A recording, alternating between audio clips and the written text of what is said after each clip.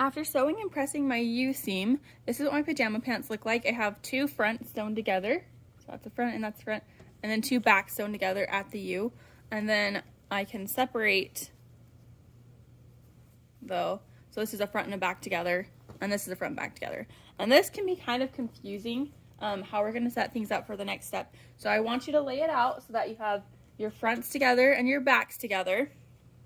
And then we're going to look at it one way, and then we're going to flip it inside out that same way. So just follow along. I'm going to take my front, and I'm going to take my back, and I'm going to match them together with my wrong sides, okay?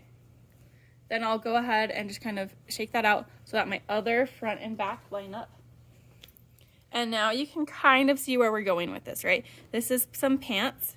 I have my inseams done, I have my U-seam sewn, and now I need to do my side seams because right now this pants just open up on the side, but they're starting to look like pants, right? They're attached at the top, the legs are sewn.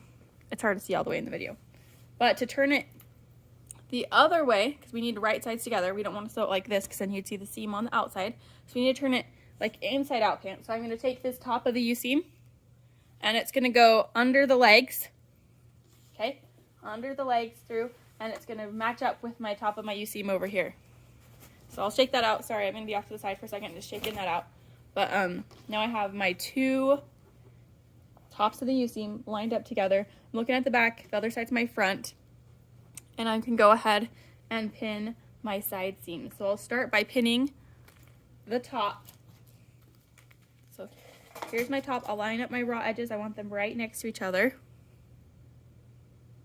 Pin that. And then I'm going to go down to the bottom, find the bottom of the leg. I'll pin that. Always want to start with the top and then the bottom. Then I'm going to look and see if I have any notches. So right here I have a notch, and I'll try and zoom in a little. Let's see. So here's my notch. And I'm going to try and find the notch on the other side as well so that those can line up with each other. So here's a notch, and here is a, I just lost it. Right here's my notch. And I just did the clips for my notch, so I just clipped a little bit in. But I'll just go ahead and pin those together. So far what I've done is I found the top, I pinned that together, found the bottom, pinned that together, found my notch. I'm just going to double check that I don't have any other notches along the side. Oh, I have one right here. So I'm going to match that one to this one. Sorry, that was almost out of your frame. And I'll pin that. And I'll just check and make sure that there's no other notches. I don't think there are. I think we got them. And then I'll fill in the rest of this with pins. So I'll lay it down on the flat surface so I can pin it nice and even. And I found, so this is my notch, this is my top. I'm just gonna always take two spots that are already pinned and find the middle, pin that. If I want to put more pins in, I can, but I'm just gonna keep dividing what I have pinned in half. And the reason you do that is if I just started pinning at the top, and I, without thinking about it, am accidentally taking a little bit more from this top piece each time and a little bit less from the bottom piece, then before you know it, I have completely, like, when I get to the bottom, they're going to be an inch off, right?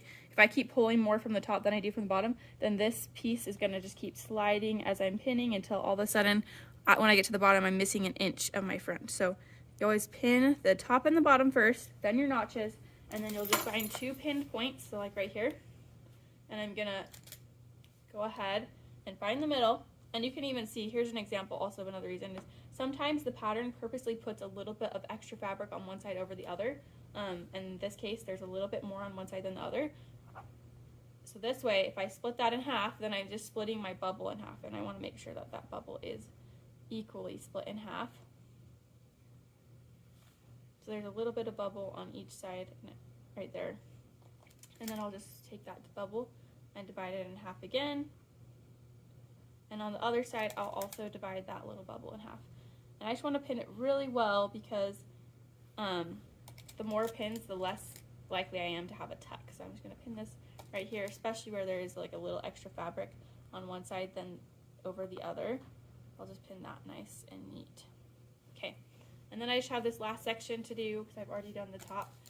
So I have a notch here, another pin here, and I'm just gonna go ahead and pin them together. And then in the middle of this pin, I'll go ahead and pin again. I want to have pins every 3 to 4 inches. And if you would like more, that's fine too. But you'll take them out as you sew. So when you approach a pin, you're not going to sew over it. You're going to take it out before you get to it. And that way you can avoid breaking a needle. Okay, now that I have this all pinned, I'll take it over to my machine and also at 5/8 inch seam allowance. You're going to do the other side as well. So I'm going to just, I won't do one in the video, and then you'll go do the other one and then sew it.